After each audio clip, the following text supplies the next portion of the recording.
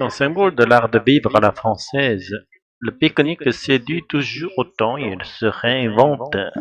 Ce moment culinaire de convivialité investit de nouveau le lieu mais reste un succès indémodable. Pique-niquer sur l'herbe au bord de l'eau avec une petite salade ou une tartine, c'est un plaisir tout simple et à moitié frais, à moindre frais. C'est le fait d'être en plein air déjà, d'être au soleil, et puis c'est beaucoup moins cher que les restaurants indiques une parisienne. Une famille franco-allemande recomposée avec 5 enfants s'offre un plaisir plus coûteux et insolite, un pique-nique à Paris sur le canal de l'eau. On va faire du bateau, on va faire un barbecue, un pique-nique avec des saucisses, indique Aurélie Vernon, mère de famille. La sortie a un petit goût d'aventure. Il faut d'abord mettre le gilet de sauvetage et enfin monter sur le bateau tout rond avec des sièges et un barbecue au milieu sans oublier les paniers repas. La famille peut profiter de 2 heures de promenade loin de la foule pour 250 €. Et pour une fois, ce ne sont pas les parents qui font la manger. Le pique-nique devient un jeu. Nous sommes en nature, nous sommes ensemble, on peut manger avec toute la famille. C'est parfait, non? Se réjouit Daniel Becht, père de famille, te prend une autre saveur à bord d'un bateau. Au bord du canal, chacun est venu profiter de l'été avec un pique-nique improvisé. Un plaisir qui évolue avec la société.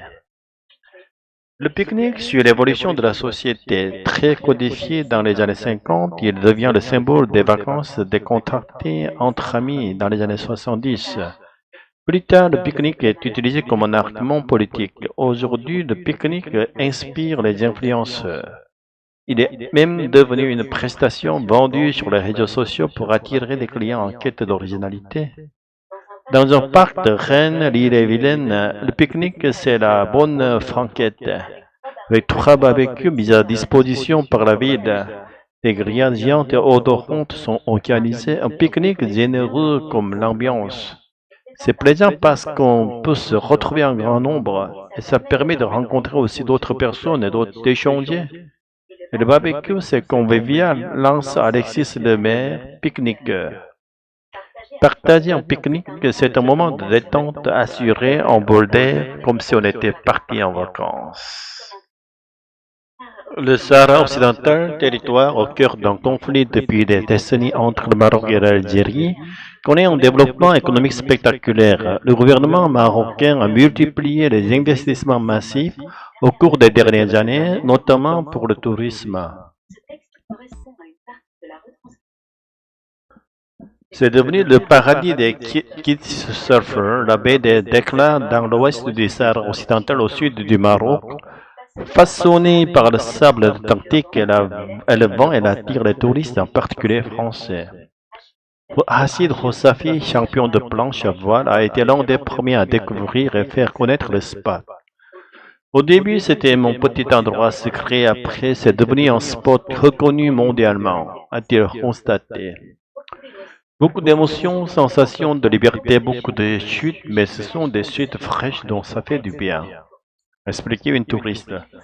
Difficile en voyant cette région touristique d'imaginer qu'il fait l'objet d'un des plus vieux conflits au monde, le Sahara occidental, ancienne colonie espagnole, frontalière du Maroc et de l'Algérie, et depuis un demi-siècle revendiquée par Rabat pour qu'elle fait partie intégrante du royaume et par les indépendantistes du Front Polisario soutenu par Alger. Rachid Rossafi a connu la région en guerre. Dans les années 1980, l'endroit n'était pas encore sécurisé à 100%. Il y a eu le cessez-le-feu de début 1990 a été raconté. Si de plus en plus de pays, dont les États-Unis et récemment la France, reconnaissent la souveraineté marocaine sur la région, ce n'est pas le cas des Nations Unies. Mais cela n'empêche pas Rabat d'y investir massivement. François Bastide est français. Né au Maroc, elle a vu la région du Dakhla passer en 10 ans de 140 000 habitants à 220 000 habitants. Il y a eu ce qu'on appelle la ruée vers l'ouest. Ça a été un phénomène qui s'est déclenché brutalement et où les gens ont pris conscience qu'il y avait là un espace vierge, a-t-elle raconté. Elle a racheté une vieille ferme pour créer une oasis avec écological. Animaux et jardins, Bastide n'a pas hésité à s'installer ici. Bien sûr, on vit très tranquille. De toute façon, je vais vous dire, la caravane est passée. La caravane est passée. Le Maroc a tracé sa faute, a-t-elle confié. Des projets colossaux. Le Maroc a débloqué plus de 8 milliards d'euros pour le plan de développement des provinces du Sud auxquels s'ajoutent de nombreux projets.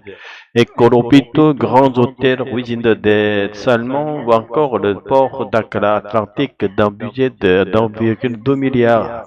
Pour responsable des investissements, la position entre le Maghreb et l'Afrique subsaharienne est stratégique. L'objectif est de rendre Dakar comme un futur hub, un carrefour intercontinental et d'assurer en parallèle un développement socio-économique de toutes les provinces du Sud, a-t-elle précisé. Chez les habitants d'historique de Dakar, beaucoup profitent de l'argent, mais certains s'inquiètent de changements trop rapides et pour un ancien pêcheur saoudien, du risque d'épuisement des ressources. Il faut prendre le temps de faire des études et programmer les périodes de pêche. On a des sèches, des poules, des calamars, des langoustes. Je m'inquiète pour l'avenir, a-t-il fait savoir. Paris soutient les investissements marocains. L'Agence française de développement vient d'annoncer 150 millions d'euros pour la région. C'est un archipel norvégien initié sur le cercle polaire et haute turquoise, plage de sable fin. La destination est surnommée le Caraïbe de l'Arctique. Dépaysement et tranquillité garantis à son mari. Une mer turquoise, des plages de sable blanc, une invitation au voyage et à la baignade, on appelle les petites îles paradisiaques de Caraïbes de l'Arctique. Comme dans les Caraïbes, l'envie d'y plonger est irrésistible, même quand l'eau n'est qu'à 12 degrés. C'est froid, je suis gelé, a affirmé une touriste. Ça ressemble à Hawaï, mais la température est très différente. J'ai toujours rêvé de nager dans l'océan Arctique, a expliqué une vacancière. Somali est un petit village de 300 habitants. Longtemps, il a été le royaume des pêcheurs et des bergers. C'est ici qu'Olivier, un marin français, vit depuis plus de 10 ans. Je pense que c'est le paradis des marins. Moi, j'ai trouvé mon paradis, ça c'est sûr, a-t-il affirmé. À force de les arpenter, il connaît tous les secrets des îles, à commencer par l'origine du sable si blanc.